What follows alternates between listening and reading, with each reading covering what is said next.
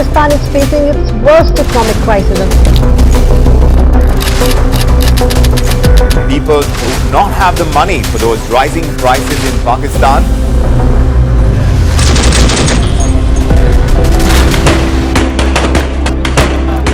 Pakistan is in crisis.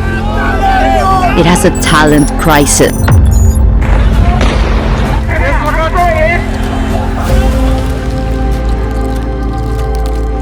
Microsoft ने पाकिस्तान में अपना दफ्तर बंद कर दिया। दावे तो बैरूनी सरमायाकारी लाने के थे, मगर ये हो क्या रहा है? Shell, Microsoft, Pfizer, Eli Lilly, Yamaha motorcycle, Sanofi और ओबर के बाद एक्सो नोबेल ने भी पाकिस्तान से सरमाया निकाल लिया।